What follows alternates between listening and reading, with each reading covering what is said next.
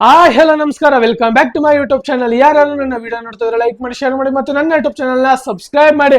Official ಆಗಿ ಸೆಮಿಫೈನಲಿಸ್ಟ್ 7 ಯಾರು ಅಂತ ಗೊತ್ತಾಗೋಯ್ತು. ಅದರಲ್ಲೂ ಅಲ್ಲದೆ India versus Australia most expecting match ಅಂತೂ ನಾಳೆ ನಡೀತಾ ಇರೋದು.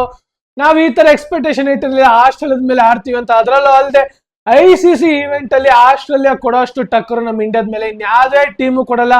2023 ವರ್ಲ್ಡ್ ಕಪ್ ಸಹ ಅದೇ ರೀತಿ ಟಕ್ಕರ್ ಕೊಟ್ಟು ಫೈನಲ್ ಮ್ಯಾಚ್ ಅಲ್ಲಿ ಸೋತ್ಬಿಟ್ಟಿದೀವಿ. ಹಾಗೆ ಇವಾಗ ಚಾಂಪಿಯನ್ ಟ್ರೋಫಿ ಸೆಮಿಫೈನಲ್ಗೆ ಆಸ್ಟ್ರೇಲಿಯಾ ಸಿಕ್ಕಿರೋದು. ಆದ್ರೆ ಆಸ್ಟ್ರೇಲಿಯಾದಲ್ಲಿ ಮೇನ್ ಬಾಲರ್ಗಳು ಇಲ್ಲ, ಹಾಗೆ ಮೇನ್ ಕ್ಯಾಪ್ಟನ್ ಇಲ್ಲ.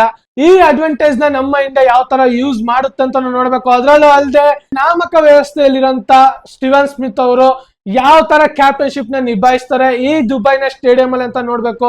ಆಲ್ರೆಡಿ ನಮ್ಮ ಇಂಡಿಯಾ ಈ ದುಬೈನ ಸ್ಟೇಡಿಯಂಗೆ ಪಿಚ್ ನಂತೂ ಅವ್ರದ್ದು ಕುಡಿದು ಬಿಟ್ಟಿದ್ದಾರೆ. ಆದ್ರೆ ಆಸ್ಟ್ರೇಲಿಯಾದವರು ಯಾವ ರೀತಿ ಬಂದು ಇಲ್ಲಿಗೆ ಅರ್ಥ ಮಾಡ್ಕೊಂಡು ಕಂಡೀಷನ್ಗೆ ಹೊಂದಾಣಿಕೆ ಮಾಡ್ಕೋತಾರೆ ಅಂತ ನೋಡ್ಬೇಕು.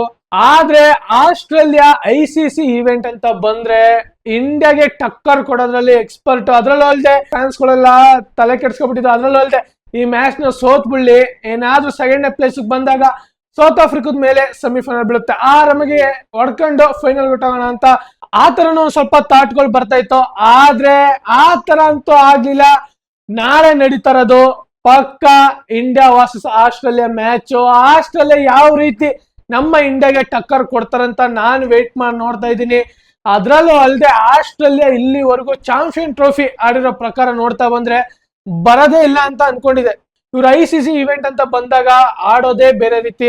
ಆದ್ರೆ ನಾನ್ ಎಕ್ಸ್ಪೆಕ್ಟೇಷನ್ ಇಟ್ಟಿದ್ದು ಅವರಲ್ಲಿ ಮೇನ್ ಬಾಲರ್ಸ್ ಇಲ್ಲ, ಹಾಗೆ ಮೇನ್ ಕ್ಯಾಪ್ಟನ್ ಆಗಿರುವಂತ ಪ್ಯಾಟ್ ಕಮಿನ್ಸ್ ಅವ್ರು ಇಲ್ಲ. ಅದಕ್ಕೋಸ್ಕರ ಒಂದು ಸ್ವಲ್ಪ ಅವ್ರದ್ದು ಡೌಟ್ಫುಲ್ ಆಗಿತ್ತು. ಹಾಗೆ ಒಂದ್ ಸ್ವಲ್ಪ ಅಡ್ವಾಂಟೇಜ್ ಆಗಿದ್ದು ಅಂದ್ರೆ ಯಾವ ಮ್ಯಾಚ್ ಗಳಲ್ಲಿ ಮಳೆ ಬಂತೋ ಅದ್ರಿಂದ ಒಂದ್ ಸ್ವಲ್ಪ ಅವ್ರಿಗೆ ಅಡ್ವಾಂಟೇಜ್ ಆಯ್ತು ಹೊರತು ಆ ಮಳೆ ಬರ್ದೇ ಹೋಗಿದ್ರೆ ಪಕ್ಕ ಏನೋ ಒಂದು ಬೇರೆ ರಿಸಲ್ಟ್ ಅಂತೂ ಬರ್ತಾ ಇತ್ತು. ಆ ಮಳೆಯಿಂದ ಒಂದು ಸ್ವಲ್ಪ ಬೇರೆ ಟೀಮ್ಗೂ ಎಫೆಕ್ಟ್ ಆಯ್ತು ಹೊರತು ಇನ್ಯಾವುದೇ ರೀತಿ ಇಲ್ಲ. ಸೌತ್ ಆಫ್ರಿಕಾದ ಮೇಲೆ ಮಳೆ ಬಂದು ನಿಂತೋಯ್ತು, ಅದಾದ್ಮೇಲೆ ಆಫ್ಘಾನಿಸ್ತಾನ ಮೇಲೂ ಸಹ ಮಳೆ ಬಂದು ನಿಂತೋಯ್ತು. ಅವೆರಡು ಮ್ಯಾಚ್ ಏನಾದ್ರೂ 2 ಮ್ಯಾಚ್ ರಿಸಲ್ಟ್ ಬಂದಿದ್ರೆ ಆಸ್ಟ್ರೇಲಿಯಾದು ಏನು ವ್ಯಾಲ್ಯೂ ಅಂತ, ಹಾಗೆ ಕ್ವಶನ್ ಮಾರ್ಕ್ ಏನಿತ್ತು ಅಂತಾನು ಗೊತ್ತಾಗ್ತಿತ್ತು. ಸೆಮಿಫೈನಲಿಸ್ಟ್ಗೆ ಅವಾಗ ಯಾವ ಟೀಮ್ ಬರ್ತಿತ್ತು ಅಂತ ಗೊತ್ತಾಯ್ತು. ಆದ್ರೆ ಇವಾಗ ಅದೆಲ್ಲ ಮುಗ್ದೋಗಿರೋಂತ ಕತೆ. ಇವಾಗ ನಮ್ಗೆ ಅಫಿಷಿಯಲ್ ಆಗಿ ಸೆಮಿಫೈನಲಿಸ್ಟ್ ಯಾರು ಅಂತ ಗೊತ್ತಾಗೋಗಿದೆ. ನ್ಯೂಜಿಲೆಂಡ್ ವರ್ಸಸ್ ಸೌತ್ ಆಫ್ರಿಕಾ, ಹಾಗೆ ಇಂಡಿಯಾ ವರ್ಸಸ್ ಆಸ್ಟ್ರೇಲಿಯಾ. ನಾಳೆಯಿಂದ ಗುರು ಮ್ಯಾಚ್ ಸ್ಟಾರ್ಟ್ ಆಗೋದು. ನಮ್ಮ ಇಂಡಿಯಾ ಮೊದಲನೇ ಸೆಮಿಫೈನಲ್ ಆಡ್ತಾ ಇರೋದು ದುಬೈನ ಕಂಡೀಷನ್ ಅಲ್ಲಿ. ಅದರಲ್ಲದೆ ಇಂಡಿಯನ್ ಟೀಮ್ ದುಬೈನ ಪಿಚ್ ನಂತೂ ಅರ್ಧ ಕುಡಿದು ಬಿಟ್ಟಿದ್ದಾರೆ. ಆದ್ರೆ ಬೇರೆ ಟೀಮ್ಗಳು ಆಸ್ಟ್ರೇಲಿಯಾ ಇದೇ ಫಸ್ಟ್ ಟೈಮ್ ಚಾಂಪಿಯನ್ ಟ್ರೋಫಿಲಿ ಬಂದು ಮೊದಲನೇ ಮ್ಯಾಚ್ ದುಬೈಲಿ ಆಡ್ತಾ ಇರೋದು. ಆದ್ರೆ ಆಲ್ರೆಡಿ ಇಂಡಿಯಾ 3 ಮ್ಯಾಚ್ ಆಡಿರೋ ಕಾರಣ 3ಕ್ಕೂ 3 ವಿನ್ ಆಗಿದೆ. ಹಾಗೆ 2 ಮ್ಯಾಚ್ ಚೇಸಿಂಗ್ ಮಾಡಿದ್ರೆ 1 ಮ್ಯಾಚ್ ನೆನ್ನೆ ಡಿಫೆಂಡಿಂಗ್ ಮಾಡಿದ್ದು. ಅದರಲ್ಲದೆ ನಮ್ಮ ಇಂಡಿಯಾನ ಒಂದ್ ಸ್ವಲ್ಪ ನೋಡ್ತಾ ಬಂದ್ರೆ ಡಾಮಿನೇಷನ್ ಅಂತೂ ಅದ್ದೂರಿಯಾಗಿ ಮಾಡ್ತಾರೆ. ನೆನ್ನೆ ಅಂತೂ ಏನ್ ಗುರು ಮ್ಯಾಚ್ ನಡೆದಿದ್ದು ಅಪ್ಪ. ಸ್ಟಾರ್ಟಿಂಗ್ 35 ರನ್ಗೆ 3 ವಿಕೆಟ್ ಕಳ್ಕೊಂಡಿದ್ದಪ್ಪ. ಅದ್ರಲ್ಲೂ ಅಲ್ಲದೆ ಏನ್ ಗುರು ಫಿಲಿಪ್ಸ್ ಅವ್ರ ಕ್ಯಾಚ್, ವಿರಾಟ್ ಕೊಹ್ಲಿ ಅವ್ರನ್ನ ಕ್ಯಾಚ್ ಹಿಡಿದಿದ್ದು. ಅದ್ರಲ್ಲದೆ ಪಾಯಿಂಟ್ ಅಲ್ಲಿ ಫಿಲಿಪ್ಸ್ ಅವ್ರ ಕ್ಯಾಚ್ ಅಂತೂ ನಾವು ಸುಮಾರು ಕ್ಯಾಚ್ ಗಳು ನೋಡ್ಬಿಟ್ಟಿದ್ವಿ. ಅದ್ರಲ್ಲದೆ ಈ ಚಾಂಪಿಯನ್ ಟ್ರೋಫಿಲಿ ರಿಜ್ವಾನ್ ಅವ್ರು ಹೊಡೆದಾಗ್ಲೂ ಸಹ ಫಿಲಿಪ್ಸ್ ಅವ್ರು ಒಂದು ಕ್ಯಾಚ್ ಹಿಡಿತಾರೆ, ಅದು ಸಹ ಫೇಮಸ್ ಆಗಿತ್ತು. ಅದೇ ರೀತಿ ನಿನ್ನೆ ಮ್ಯಾಚ್ ಅಲ್ಲೂ ಸಹ ವಿರಾಟ್ ಕೊಹ್ಲಿ ಅವರು ಹೊಡೆದ ಶಾಟ್, ಆ ಕ್ಯಾಚ್ ಹಿಡಿಯೋಕೆ ಅಷ್ಟೊಂದು ರಿಯಾಕ್ಷನ್ ಇರ್ಲಿಲ್ಲ. ಆದ್ರೂ ಪಟ್ ಅಂತ ಹಾರಿ ಹಿಡ್ದಿದಂತ ಕ್ಯಾಚ್ ಅಪ್ಪ. ಏನಾದ್ರೂ ಆ ಕ್ಯಾಚ್ ಏನಾದ್ರು ಡ್ರಾಪ್ ಆಗಿರ್ತಿತ್ತು ಅಂದ್ರೆ ಒಂದು ಸ್ವಲ್ಪ ನಮ್ಮ ಇಂಡಿಯನ್ ಸ್ಕೋರ್ ಜಾಸ್ತಿನೇ ಬರ್ತಾ ಇತ್ತು. ಆದ್ರೂ ತಲೆ ಕೆಡ್ಸ್ಕೊಳ್ಳೋಂತ ಯೋಚನೆ ಇಲ್ಲ.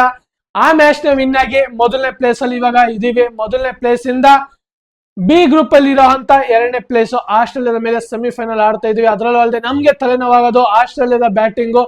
ಟ್ರಾವಿಸ್ ಹೆಡ್ ನ ಯಾವ ತರ ವಿಕೆಟ್ ನ ತೆಗಿಬೇಕಂತ ನೋಡ್ಬೇಕು. ಅದರಲ್ಲೂ ಅಲ್ಲದೆ ನಮ್ಮ ಇಂಡಿಯಾದಲ್ಲಿ ಒಂದು ಸ್ವಲ್ಪ ಬೂಮ್ರಾ ಅವರ ಅನ್ಅವೈಲಬಲ್ ಇದೆ, ಅದನ್ನ ತಲೆಯಲ್ಲಿ ಇಟ್ಕೊಂಡು ಇವಾಗ ಆಡ್ಬೇಕು. ಟ್ರಾವಿಸ್ ಹೆಡ್ ಅವ್ರಿಗೆ ಒಂದು ಸ್ವಲ್ಪ ನನ್ನ ಪ್ರಕಾರ ಏನು ನೆನ್ನೆ ಪ್ಲೇಯಿಂಗ್ 11 ಇತ್ತೋ ಅದನ್ನೇ ಆಡಿಸ್ತಾರೆ ಅಂತ ನನಗೆ ಅನಿಸ್ತಾ ಇದೆ. ಆದ್ರೆ ನನ್ನ ಪ್ರಕಾರ ವರುಣ್ ಚಕ್ರವರ್ತಿ ಅವ್ರನ್ನ ಆಡ್ಸೋದು ಡೌಟ್ಫುಲ್. ನೋಡೋಣ ನಾಳೆ ಯಾವ ರೀತಿ ಪ್ಲೇಯಿಂಗ್ 11 ಮಾಡ್ತಾರೆ ಅಂತ.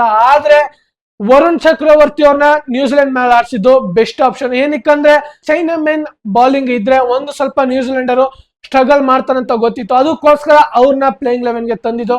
ಆದ್ರೆ ಆಸ್ಟ್ರೇಲಿಯಾ ಬ್ಯಾಟಿಂಗ್ ಲೈನ್ ಅಪ್ ಚೆನ್ನಾಗಿರೋ ಕಾರಣ ಅವ್ರು ಯಾವುದೇ ರೀತಿ ಒಂದೊಂದು ಮೂಮೆಂಟ್ ಅಲ್ಲಿ ಅಷ್ಟೊಂದು ಸ್ಟ್ರಗಲ್ ಮಾಡಲ್ಲ. ಆದ್ರೆ ಟ್ರಾವಿಸ್ ಹೆಡ್ ವಿಕೆಟ್ ತೆಗಿತ್ತು ಅಂದ್ರೆ ಪಕ್ಕ ಆಸ್ಟ್ರೇಲಿಯಾ ಮೇನ್ ಬ್ಯಾಟಿಂಗ್ ಕೊಲೆಪ್ಸ್ ನ ಆರಾಮಾಗಿ ತೆಗಿಬಹುದು ನೋಡೋಣ. ಅದ್ರಲ್ಲೂ ಅಲ್ಲದೆ ಆಸ್ಟ್ರೇಲಿಯಾದಲ್ಲಿ ಪ್ಲೇಯಿಂಗ್ ಲೆವೆನ್ ಅಲ್ಲಿ ಒಂದು ಚೇಂಜಸ್ ಅಂತೂ ಕಾಣಿಸ್ತದೆ. ಅದ್ರಲ್ಲೂ ಅಲ್ಲದೆ ಮ್ಯಾಕ್ ಶಾರ್ಟ್ ಅವರು ಇಂಜುರಿಯಿಂದ ರೋಲ್ ಔಟ್ ಆಗಿದ್ದಾರೆ. ಹಾಗೆ ಆ ಪ್ಲೇಸ್ ಗೆ ಕೂಪರ್ ಕಾರ್ನೋಲಿಯನ್ ಅವ್ರನ್ನ ರಿಪ್ಲೇಸ್ಮೆಂಟ್ ಮಾಡಿದ್ದಾರೆ. ಅದ್ರಲ್ಲಿ ಇವರು ಆಲ್ ಗ್ರೌಂಡರ್ ಒಂದು ಸ್ವಲ್ಪ ಲೆಫ್ಟ್ ಆರ್ಮ್ ಸ್ಪಿನ್ನರ್, ಅದಕ್ಕೋಸ್ಕರ ಇವ್ರನ್ನ ಈ ಮ್ಯಾಚ್ ಗೆ ಚೂಸ್ ಮಾಡಿದ್ದಾರೆ. ಅದ್ರಲ್ಲಿ ಅವ್ರ ಇಂಜುರಿ ಪ್ರಾಬ್ಲಮ್ ಇಂದ ಅವ್ರು ರೋಲ್ ಔಟ್ ಆಗಿರೋ ಕಾರಣ ಅವರು ಫೈನಲ್ ಗೆ ಅವೈಲೇಬಲ್ ಆಗ್ತಾರ ಅಂತ ಇನ್ನ ಅಫಿಷಿಯಲ್ ಆಗಿ ರಿಪೋರ್ಟ್ ಬಂದಿಲ್ಲ. ಆದ್ರೆ ಸೆಮಿಫೈನಲ್ ಗೆ ಅನ್ಅವೈಲೇಬಲ್ ಅಂತ ಹೇಳಿರೋ ಕಾರಣ ಇವ್ರನ್ನ ರಿಪ್ಲೇಸ್ಮೆಂಟ್ ಮಾಡಿರೋದು. ಅದ್ರಲ್ಲೂ ಅಲ್ಲದೆ ಇವ್ರು ಲೆಫ್ಟ್ ಆಫ್ ಸ್ಪಿನ್ನರ್ ಆಗಿರೋ ಕಾರಣ ಒಂದು ಸ್ವಲ್ಪ ಪಾರ್ಟ್ ಟೈಮ್ ಬೌಲರ್ ಆಗಿ ಆಡಿಸುವಂತ ಎಲ್ಲಾ ಸಾಧ್ಯತೆಗಳಿದೆ. ನೋಡೋಣ ಆಸ್ಟ್ರೇಲಿಯಾದವರು ಯಾವ ರೀತಿ ಪ್ಲೇಯಿಂಗ್ ಲೆವೆನ್ ನಾಳೆ ಮಾಡ್ತಾರೆ ಅಂತ. ಅದ್ರಲ್ಲೂ ಅಲ್ಲದೆ ನಮ್ಮ ಇಂಡಿಯಾದ ಪ್ಲೇಯಿಂಗ್ ಲೆವೆನ್ ಯಾವ ತರ ಇರುತ್ತೆ ಅಂತ ನಾನು ವೆರಿ ಎಕ್ಸೈಟ್ ಆಗಿದ್ದೀನಿ. ಆದ್ರೆ ನನ್ನ ಪ್ರಕಾರ ಯಾವ ಎರಡು ಪ್ಲೇಯಿಂಗ್ ಲೆವೆನ್ ಮಾಡ್ತಾರಂತ, ಏನಾದ್ರೂ ನಿನ್ನೆ ಮ್ಯಾಚ್ ಪ್ಲೇಯಿಂಗ್ ಲೆವೆನ್ ಯೂಸ್ ಮಾಡ್ತಾರಾ, ಇಲ್ಲ ಅಂದ್ರೆ ಪಾಕಿಸ್ತಾನ ಮತ್ತೆ ಬಾಂಗ್ಲಾದೇಶದ ಮೇಲೆ ಏನ್ ಪ್ಲೇಯಿಂಗ್ ಲೆವೆನ್ ಇತ್ತು ಅದನ್ನ ಸ್ಟ್ರಾಟಜಿ ಯೂಸ್ ಮಾಡ್ತಾರಂತ ನೋಡ್ಬೇಕು. ಅದ್ರಲ್ಲೂ ಅಲ್ಲದೆ ಆಸ್ಟ್ರೇಲಿಯಾದ ಮೇಲೆ ಒಂದು ಸ್ವಲ್ಪ ತಲೆ ಇಟ್ಟು ಬಾಲಿಂಗ್ ನ ನಾವು ಮಾಡ್ಲೇಬೇಕು. ಹಾಗೆ ನಾಳೆ ವೆರಿ ವೆರಿ ಇಂಪಾರ್ಟೆಂಟ್ ಆಗೋದು ಟಾಸ್. ಅದ್ರಲ್ಲದೆ ನನ್ನ ಪ್ರಕಾರ ಟಾಸ್ ವಿನ್ ಆಗೋದು ಆಸ್ಟ್ರೇಲಿಯಾ ಅಂತ ಅನಿಸ್ತಾ ಇದೆ. ಈಗ ಇಲ್ಲಿವರೆಗೂ ನೋಡ್ತಾ ಬಂದ್ರೆ ಇಂಡಿಯಾ ಯಾವುದೇ ರೀತಿ ಟಾಸ್ ನ ಮೂರು ಮ್ಯಾಚ್ ಸಹ ಗೆದ್ದಿಲ್ಲ. ಹಾಗೆ ನಾಳೆನೂ ಸಹ ಮ್ಯಾಚ್ ಅಲ್ಲಿ ಟಾಸ್ ನ ವಿನ್ ಆಗ್ತಾರಂತ ನಾನು ಎಕ್ಸ್ಪೆಕ್ಟೇಷನ್ ಇಟ್ಟಿಲ್ಲ. ಅದಕ್ಕೋಸ್ಕರ ಆಸ್ಟ್ರೇಲಿಯಾ ವಿನ್ ಆಗಿ ಬ್ಯಾಟಿಂಗ್ ನ ಚೂಸ್ ಮಾಡುವಂತ ಎಲ್ಲ ಸಾಧ್ಯತೆಗಳು ಇದೆ. ವಿಕೆಟ್ ಇರೋ ಕಾರಣ ಬ್ಯಾಟಿಂಗ್ ಅನುಕೂಲ ಆಗುತ್ತೆ ಅನ್ನೋ ಕಾರಣಕ್ಕೆ ಆಸ್ಟ್ರೇಲಿಯಾದವರು ಬ್ಯಾಟಿಂಗ್ ನ ಚೂಸ್ ಮಾಡ್ತಾರೆ ಅಂತ ಅನ್ಕೊಂಡಿದ್ದೀನಿ. ಯಾವ ರೀತಿ ನಾಳೆ ವೆರಿ ವೆರಿ ಕ್ರೂಷಿಯಲ್ ಮ್ಯಾಚ್, ಯಾರು ಟಾಸ್ ವಿನ್ ಆಗ್ತಾರೋ ಅವ್ರಿಗೆ ಒಂದು ಸ್ವಲ್ಪ ಮೇನ್ ಅಡ್ವಾಂಟೇಜ್. ನೋಡೋಣ ಇಂಡಿಯಾ ಏನಾದ್ರೂ ಟಾಸ್ ನ ವಿನ್ ಆಗ್ತಾರಂತ. 3 ಮ್ಯಾಚ್ 3 ಸಹ ಟಾಸ್ ನ ವಿನ್ ಆಗಿಲ್ಲ. ನಾಳೆ ಯಾವ ರೀತಿ ಇಂಡಿಯಾ ಪ್ಲೇಯಿಂಗ್ ಲೆವೆನ್ ಇರುತ್ತೆ ಅಂತ ಈ ದುಬೈನ ಕಂಡೀಷನ್ ಇಂಡಿಯಾಗಂತೂ ಆರಾಮಾಗಿ ಅರ್ಥ ಆಗಿದೆ. ಹಾಗೆ ಆಸ್ಟ್ರೇಲಿಯಾದವ್ರಿಗೆ ಯಾವ ರೀತಿ ಕಂಡೀಷನ್ ಅರ್ಥ ಆಗಿ ಅಲ್ಲಿಗೆ ಪ್ಲೇಯಿಂಗ್ ಲೆವೆನ್ ಮಾಡ್ತಾರೆ ಅಂತ ನೋಡ್ಬೇಕು. ಹಾಗೆ ಇದೇ ತರ ಮುಂದಿನ ವಿಡಿಯೋದಲ್ಲಿ ಸಿಗೋಣ. ಜೈ ಹಿಂದ್, ಜೈ ಕರ್ನಾಟಕ, ಮತ್ತೆ ವಂದನೆಗಳು.